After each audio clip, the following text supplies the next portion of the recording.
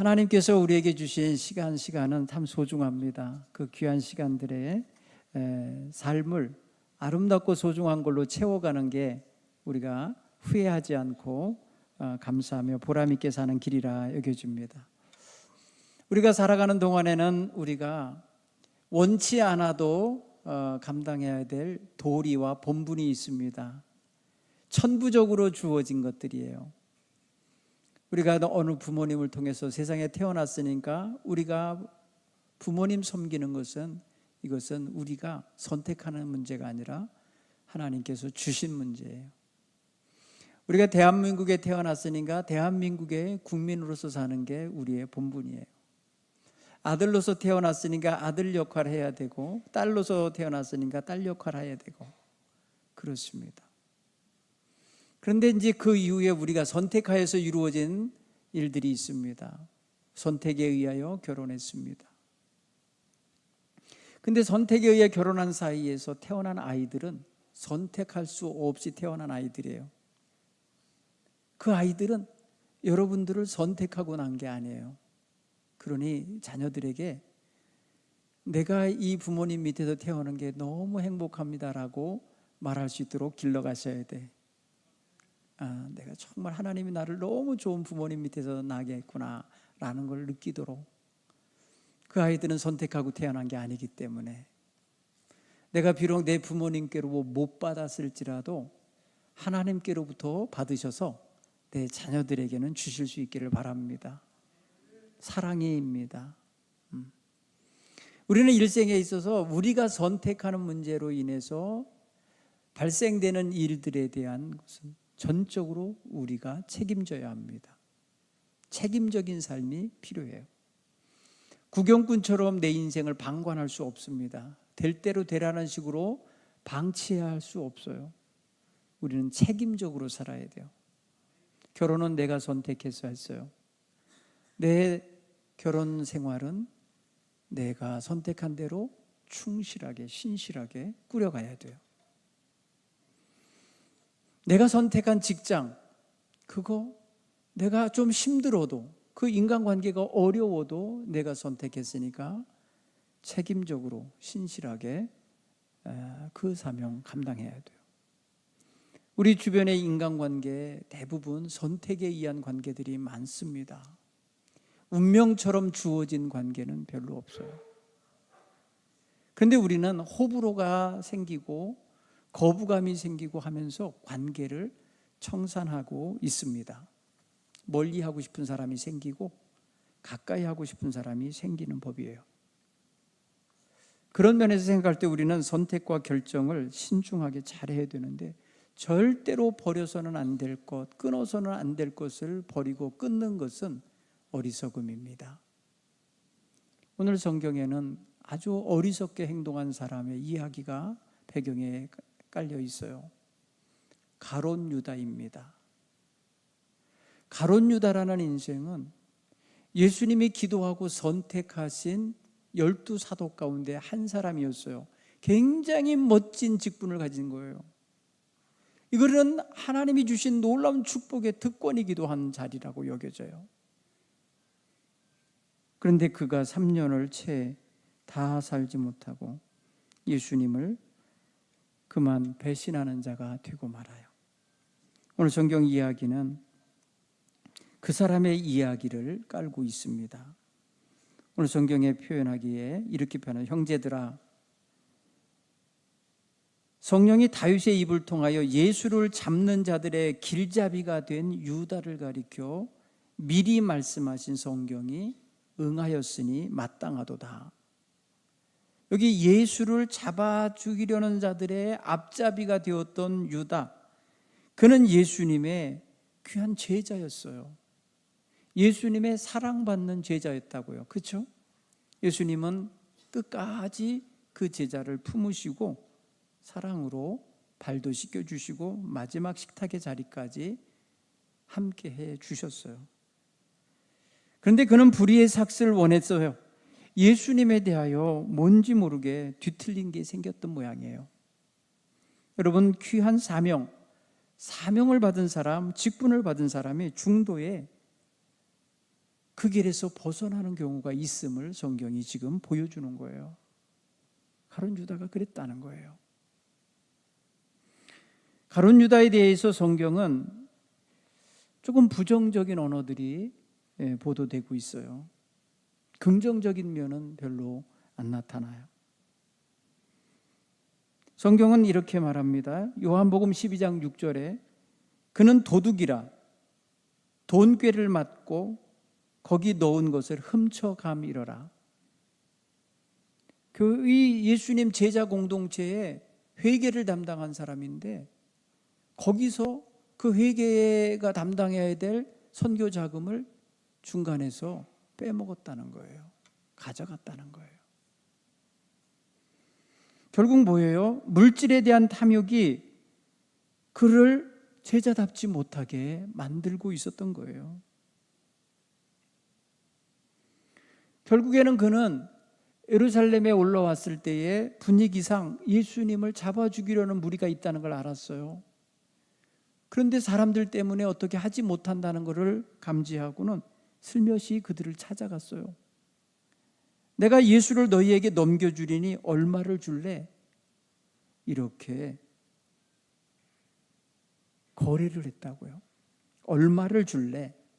이게 뭐예요? 돈이에요. 어떻게 이렇게 예수님의 제자가 이렇게까지 변질이 될 수 있을까? 이렇게 돈에 대한 탐욕으로 인해서 신앙의 관계를 또 사랑의 관계를 이렇게 망가뜨릴 수가 있을까? 여러분, 이게 가능했던 거예요. 그들은 은 30을 달아주기로 하고 그에게 담아 주었습니다. 그것은 당시에 사람, 노예 한 사람의 값이었답니다. 은 30. 은 30전에 대하여 은 30에 대한 그 값을 받으면서 정말 목숨으로 지키며 따라가겠다고 호언장담했던 예수님을 팔아 넘긴 거예요. 여러분, 탐심은 사람의 마음을 이렇게 완전히 다른 길로도 가게 만들어요.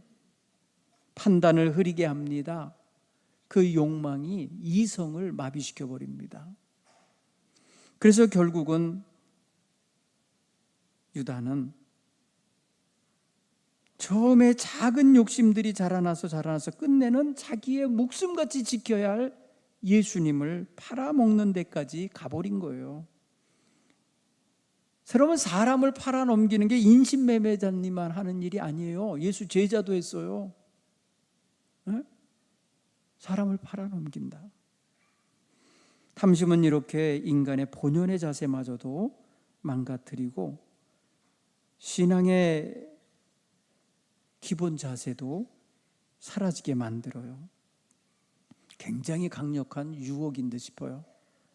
여러분 마음의 근심거리, 유혹거리에 가장 강력한 게 돈일 거예요. 여러분 지금 연세 드신 분들이 뭐 세상적인 쾌락과 뭐 이런 거보다는 아마 돈일 거예요. 돈의 유혹이 커요. 이게 위험하다는 것을 오늘 유다는 아주 여실히 보여준 거예요. 물질 중심의 마음가짐 때문에 벌어진 거니까요.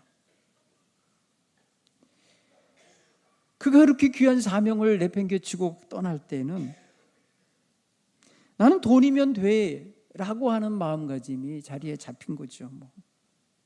나는 예수님보다 돈이 더 좋아 라고 한 거고, 이번 기회 아니면 내가 예수님으로 인해서 돈 벌 수 있는 게 없는 것 같아. 이번 기회에 그냥 넘기지 뭐. 여러 가지로 마음에 작용이 있었어요. 그러니까 마음에 생각에 그런 것들이 들어 있었던 거죠. 그런가 하면 추측이 되는 게 있어요. 그는 제로 땅이라고 그랬어요. 그러냐 가룟 아주 그 사람은 그 열심당원 당시에 독립운동한다든지 뭐 이러면은 좀 그런 야성이 있는 사람이 있잖아요. 그런 기질의 사람이었던 것 같아요. 그래서 많은 유대인들이 당시에 품었던 메시아, 정치적 메시아에 대한 기대가 있었던 사람 중에 하나였죠. 그래서 이런 메시아가 나타나서 로마 군대를 무너뜨리고 이 유다 백성을 좀 해방시킬 이런 위대한 정치적 인물이 등장했으면 고대하던 그런 무리 속에 물이 들어 있었대요. 그런데 예수님을 따라다니다 보니까 예수님이 자꾸 입에서 나오는 말이 섬기는 자의 삶을 자꾸 강조하고 희생해야 된다는 하늘의 미랄이 돼서 썩어져야 된다고 말하고 고난의 길을 가게 될 거라고 말하고 나를 따라오는 자는 자기를 포기하고 부인하고 자기 십자가를 지고 오라는 거고 그 십자가의 길을 자꾸 말씀하고 가르치고 내가 지금 십자가를 지러 가는 것처럼 말을 자꾸 하니까 이 기대감이 사라져간 것 같아요. 그래서 유다는 예수님에 대하여 자기가 기대했던 모습과 다르게 느껴지니까 기대가 무너지게 되고 실망하게 되고 결국은 자기가 따를 대상이 아니라는 판단에 이르게 되는 것 같아요. 그냥 이럴 바에 그냥 팔아 넘기지 뭐. 내가 계속 따라갈 분이 아니야, 따라갈 대상이 아니야 라고 결정을 내린 거죠. 근데 예수님의 길을 끝까지 동행하기는커녕 이해도 못하고 중간에서 예수를 팔아넘기는 자가 되고 만 거예요. 조금 동정적으로 쓰여진 표현도 있어요. 누가복음 22장 3절에 보면 사탄이 가룟 유다 마음에 들어갔다. 요한복음 13장 2절에는 마귀가 이미 시몬 아들 가룟 유다의 마음에 예수를 팔려는 생각을 넣었다. 수동적인 사람이 돼 있어요. 마귀에 의하여 조종당하는 사람이 됐다고 표현한 거예요. 능동적인 게 아니고 수동적으로 된 거라 그래서 조금 동정스럽게 읽어줄게 만들었어요. 조금은 그러니까 인간적인 부분을 지금 터치해주고 있는 거예요. 물론 돈 사랑한 것도 인간적으로 얼마든지 이해가 되는 부분이에요. 우리도 다 그런 게 있으니까. 우리도 실망하고 기대가 무너지면 뒤돌아설 수 있으니까 다 인간적으로 동정이 가요. 여기도 마찬가지죠. 마귀가 들어오면 인간이 말이에요. 마귀보다 셉니까? 사탄이 우리에게 안 좋은 생각을 집어넣는다는 거예요. 예수를 팔 생각을 넣어줬다는 거죠. 이게 바로 수동적인 인간의 약함 속에는 있을 수 있어요. 여러분 어떤 욕망이든지 사탄이 집어넣어주는 것이 내 속에 들어왔는데 그것을 내가 어떻게 다루느냐. 들어올 수 있죠. 여러분 우리 주기도문에도 그런 말씀이 있어요. 기도 가운데 시험에 들지 말게 하옵시며요. 시험이 오지 않게가 아니에요. 시험에 들지 말게 하옵시며예요. 시험거리가 오지만은 거기에 빠져들지 말아야 되죠. 예수를 팔 악한 생각을 집어넣을 때 그럴 수는 없지, 내가 예수의 제자인데 이렇게 막아냈어야 되잖아요. 그런데 그 생각을 구체화시키고 그거를 마음에 품고 행동하고 거래하고 마침내 예수님을 팔아 넘기는 행위를 한다니까요. 진행된다니까요. 여러분 생각이 들어왔는데 그 생각을 물리치지 못하고 그거를 자기 걸로 삼아서 이제 능동적으로 행동을 해요. 여러분 수동적으로 들어왔는데 바람이 불어서 내 몸에 지금 찬기가 들어왔는데 그걸 말입니다. 자기가 막아내고 그걸 위해서 따뜻하게 하는 몸을 가져야 되는데 더 들어오라고 말입니다. 찬바람을 더 쐬고 들어다니면 감기 들리죠. 사탄이 내게 안 좋은 생각을 불어넣는 것이 감지되면은요 깨워서 기도해야지요. 사탄아 물러가라. 여러분 예수님께도 시험은 왔잖아요. 돌덩이로 떡덩이가 되게 하라는 시험, 그죠? 높은 성전에서 뛰어내리라고 하는 시험, 나에게 절을 해라. 그러면 천하만국을 다스릴 권세를 너에게 주겠다라고 할 때 다 유혹이 온 거잖아요. 시험이 온 거잖아요. 사단은 예수님까지도 뒤흔들러 왔었어요. 그러니 우리쯤이야 얼마든지 뒤흔들 수 있어요. 그럴 때 예수님이 어떻게 물리치셨나요? 다 말씀으로 물리치셨어요. 사람이 떡으로만 살 것이 아니라 하나님의 입에서 나오는 말씀으로 말미암아 살리라. 여호와 하나님을 시험하지 말라. 오직 여호와 하나님만을 경배하라. 여러분 마음속에 확실하게 내가 어떤 사람이고 어떻게 살아야 되는지에 대한 말씀의 근거가 확실하게 잡힌 사람은 결코 사탄이 들어오는 악한 생각을 따르지 않아요. 그것대로 행동하지 않아요. 보통은 우리가 그거에 따라서 사니까 게을러지고 나태해지고 하나님께 예배하는 것보다 다른 걸 더 먼저 하게 되는 거예요. 하나님의 것과 내 것을 구별하지 못하게 만드는 거예요. 사탄이 주관하는데 왜 거기에 휩쓸려 끌려가냐는 거죠. 사람은 약한 존재이기 때문에 틈이 생겨요. 마음에 틈이 생겨요. 그 틈을 사탄은 찾아내요. 삼킬 자를 찾아 두루 배회하며 우리 곁에 와 있다는 거예요. 사탄은 늘 삼킬 자를 찾기 위해서 우리 틈을 보며 곁에 와 있다니까요. 그러니 우리가 어떻게 살아야겠어요? 성령 안에서 깨워서 살아야 됩니다. 여러분, 사탄의 유혹은 순식간에 들어와 버려요. 들어오면 무너질 수밖에 없잖아요. 들어오면 오염될 수밖에 없잖아요. 들어오면 우리는 속수무책으로 당할 수밖에 없는 약한 존재입니다. 여러분, 물질에 대한 탐심이 생길 때 경계하십시오. 불평, 불만이 입에서 막 나올 때 경계하십시오. 누군가에게 실망하고 상처받았을 때 경계하십시오. 사탄이 그런 틈을 타고 들어와서 거기 둥지 틀고 거기에 여러분 집을 짓습니다. 무서운 거예요. 그래서 저희 아이가 굉장히 열이 나는 증상이 있었어요. 우리 성도들도 그러고 성도의 아이들도 그랬는데, 옛날에 구의역에 방직어병원이라는 곳이 있었어요. 어린이 전문 병원이었어요, 소위. 그런데 아이가 뇌 수막염이 걸린 거예요.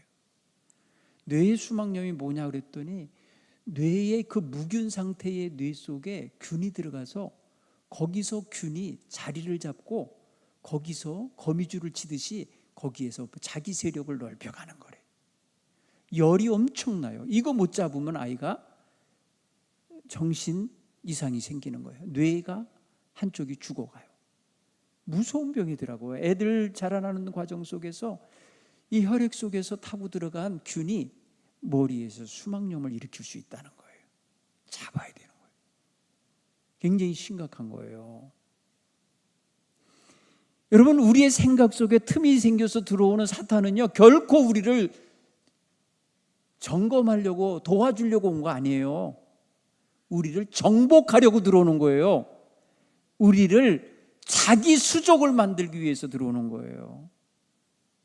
우리에게서 이전의 귀한 가치관을 망가뜨리고 세속되고 더럽고 추하고 값싼 가치관을 갖게 만드는 거예요. 우리 속에 들어와서 아주 말입니다. 천박한 가치관을 갖게 만들어요. 이기적인 가치관 갖게 만들어요. 우리를 정복하여 들어와서 행하는 행위를 보면 너무나도 우리를 초라하게 만드는 거예요. 그래서 전도서 기자는 그래. 너희는 지킬 만한 것 가운데 네 마음을 지켜라. 너희는 지킬 만한 것 가운데 가장 귀한 것은 마음을 지키는 거다. 거기에 생명의 근원이 있느니라. 우리의 심령 속에 찾아 들어와 자리 잡고 우리를 조종하려는 사탄은요, 결국은 우리로 하여금 귀한 사명도 내팽개치게 만들고 직분도 하찮게 여기게 만드는 거예요. 여러분, 집사님, 권사님, 장로님이 이게 여러분이 어디서 사온 겁니까? 여러분이 택한 겁니까? 하나님이 주신 거예요. 하나님이 맡기신 직분임을 믿으시기 바랍니다. 여러분, 가룟 유다가 예수님께로부터 선택을 받은 자였어요. 그런데 이것을 소중히 여기지 못하고 팽개친 거예요. 탐심에 넘어간 거고 사탄의 조종에 넘어간 거예요. 그래서 그 귀한 직분을 내팽개치고 배신자가 되는 길을 간 거예요. 여러분, 배신자가 되어서 그는 어떻게 됐나요? 잘 됐나요? 잘 살았나요? 배신을 하고 나자마자 깨달았어요. 내가 죄 없는 일을 넘겨줬구나. 죄 없는 생명을 내가 내줬구나. 가책을 받고 뉘우쳤다고 성경은 말합니다. 여러분, 마태복음 26장에 이렇게 말씀하고 있어요. 5절에 그때 유다가 그의 정죄됨을 보고 스스로 뉘우쳐 그 은 30을 대제사장과 장로들에게 도로 갖다 주며 이르되 내가 무죄한 피를 팔고 죄를 범하였도다. 뭐라고 그래요? 내가 무죄한 피를 팔았다. 내가 무죄한 자를 죄인으로 만들어서 너에게 넘겼다는 거예요. 내가 죄를 범했도다. 뭐 한 겁니까? 후회하고 있어요. 자기가 한 짓에 대하여. 그러면서 이 은 30을 내가 도로 주겠다. 여러분, 도로 준다고 한들 그 배신이 이미 끝났는데, 이미 예수님은 잡혔는데 이게 풀어질 일입니까? 그러니 그들도 거절했어요. 그 돈은 네가 가져가서 어디다 쓰든지 네가 알아서 해라, 상관할 바 아니다 했더니 유다가 그 은을 성소에 던져놓고 물러가서 스스로 목매어 죽었다 그랬어요. 여러분 보세요. 하나님이 주신 귀한 직분을 소홀히 하고 나간 사람이 그게 잘 됐냐고요? 예수 팔아서 그래서 부자가 됐습니까? 그 유혹을 따라 살았을 때 사탄이 책임져 줍니까? 여러분, 망가뜨린 거예요. 한 인생을 완전히 망가뜨려서 파괴되게 했어요. 그는 회개할 기회도 갖지 못했어요. 예수를 판 것에 대해 후회하고 뉘우치기까지는 했는지 몰라도 그는 예수 공동체에 와서 내가 예수를 팔고 말았어. 예수님이 우리 가운데 한 사람이 팔자라고 했는데 내가 그 일을 했어. 여러분, 그가 말하지 않았어도 벌써 제자들은 다 알고 있잖아요. 오늘 성경 베드로가 그렇게 말하잖아요. 그가 그에게 당한 것은 당연한 일이라는 것처럼 마땅하도다라고 말하잖아요. 성령이 다윗의 입을 통하여 예수를 잡는 자들의 앞잡이가 된 유다를 가리켜 미리 말씀하신 성경이 응하였으니 마땅하도다. 유다가 한 줄 알잖아요. 보세요. 여러분, 은밀하게 진행됐어도 그 죄가 누구에게로부터 비롯됐는지 알잖아요. 사랑하는 성도 여러분, 내가 잘못했어 하고 공동체에 와서 회개하며 내가 이제 생명 다하도록 우리 예수님이 못다 하신 일을 내가 해야 되겠소, 이러면서 회개하고 나왔던들 그 공동체에 그를 배척했겠습니까? 왜냐하면 베드로도 나 예수님 모른다고 부인했던 사람이잖아요. 나 저 사람 알지 못한다고 맹세까지 한 사람 아닙니까? 부끄럽기로 말하면은 판자나 부인한 자나 뭐가 달라요? 다른 제자들은 또 뭐 잘났습니까? 다 도망쳐 버렸잖아요. 예수님과 함께 감옥에도 가겠다고 죽는데도 동행하고 했더니 예수님 잡히는 거 보고 그냥 옷을 벗어놓은 채로 그냥 달아난, 모두가 다 달아나 버렸단 말이에요. 누가 그거를 50보 100보지 말입니다. 누가 깨끗하다 하겠어요? 그랬음에도 불구하고 그들은 다 돌아와서 자신들의 허물을 인정하고 공동체 앞에 회개한 거예요. 그런데 가룟 유다는 그거 못했어요. 못하고 그는 너무 죄책감이 커서 가서 목매달아 죽임을 당했고, 오늘 사도행전에서 증거하는 건 더 비참하게 떨어져서 목매달아 죽었는데 떨어져서 창자가 터져버렸다는 거예요. 여러분, 비참한 죽음을 말하고 있잖아요. 사랑하는 성도 여러분, 사탄은 우리를 끌어가서 좋게 해주지 않아요. 그러니 사단이 주는 생각을 그대로 따라서는요, 우리의 주신 귀한 직분, 귀한 사명, 귀한 몫을 다 잃어버릴 수밖에 없어요. 그러니 우리는 무슨 일이 있어도 주님 전에 모여 함께 기도하며 나가는 이런 생활을 해야 될 줄 믿습니다. 오늘 이 초대교회 성도들이 회복된 건요, 저들이 본심이 좋아서가 아니에요. 저들이 회개하고 주신 사명에 대하여 다시금 자각하고 그에 합당한 순종의 삶으로 임했기 때문이에요. 예수님께서 부활하시고 만나셔서 그들에게 말하잖아요. 너희는 예루살렘을 떠나지 마라. 내가 아버지께서 약속하신 것이 너에게 임할 때까지. 여러분, 성령을 사모하며 모여있게 됐던 겁니다. 그리고 거기에 한 사람 유다는 버리고 떠난 그 직분을 또 한 세 사람에게 넘겨주는 보궐선거를 합니다. 성경에 나오면 처음 나타난 선거예요. 근데 이거 보세요. 저들이 임의대로 인기 투표하지 않았어요. 조건을 분명히 달았어요. 예수님께서 세례 요한에게 세례를 받을 때부터 3년 동안 함께 지낸 사람들, 그리고 예수님이 십자가에 죽으시고 부활하신 사실, 그리고 그분이 40일 있다가 승천하실 때까지 우리와 함께 했던 사람들 중에서 조건이 있어요. 잘 배운 사람도 아니고 가지고 있는 사람도 아니고 영향력 있는 사람 아니에요. 예수님과 함께 있었던 사람, 예수님과 동행했던 사람 중에서 한 사람을 택하여 그로 하여금 예수님의 부활하신 소식을 세상에 널리 증거하는 사람이 되게 하자. 우리와 함께. 이런 제안을 한 거예요. 그리스도의 모든 공동체원들이 그리하자고. 그리고 기도하고 후보를 냈는데 두 사람이 선정 나갔어요. 그 사람들을 그냥 놓고 결정한 거 아니죠. 또다시 기도하면서 하나님, 이 가운데 우리로 하여금 함께 일할 사람 누군지 보여주십시오. 이렇게 여러분 기도합니다. 24절 보니까 그들이 기도하여 이르되, 여기 그들이라고 썼어요. 3인칭 복수를 써요. 한 사람이 기도한 거 아니에요. 대표 기도한 거 아니에요. 모두가 함께 기도했어요. 뭐라고 했어요? 무사람의 마음을 아시는 주님, 이 두 사람 중에 누가 주님께 택하신 바 되어 봉사와 및 사도의 직무를 대신할 자인지를 보이시옵소서. 하나님께 선택을 해달라고 맡기는 거죠. 사랑하는 성도 여러분, 하나님의 종들은 하나님이 세우는 거예요. 제가 생각하기에 저같이 무능하고 무지하고 부족한 사람을 어떻게 하나님이 택해 주셨나 생각하면 무한한 은혜요 감사가 아닐 수 없어요. 네. 어느 교회 장로님 그러대요. 목사님들이 목사님 되는 것보다 장로님이 장로님 되는 게 더 어려워요.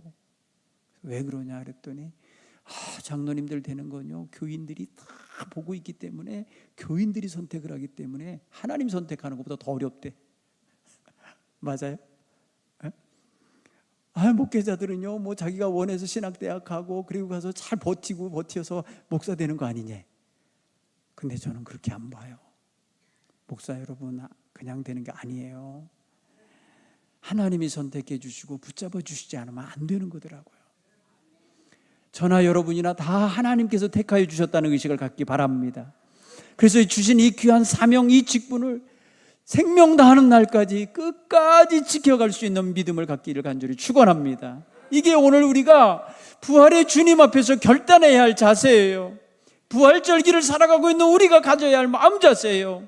아니, 너무나도 변덕스럽고 너무나도 자기중심이고 너무나도 자기의 연민에 빠진 신앙생활 하지 말고 주님께 택함받은 자다운 사명자다운 모습으로 귀한 직분을 감당할 수 있기를 간절히 축원합니다. 여기에 복이 있습니다. 여기에 한량없는 은혜가 있는 것입니다. 오늘 저와 여러분이 이런 귀한 특권 속에서 하나님께 영광 돌리며 사는 여생이 되기를 간절히 축원합니다.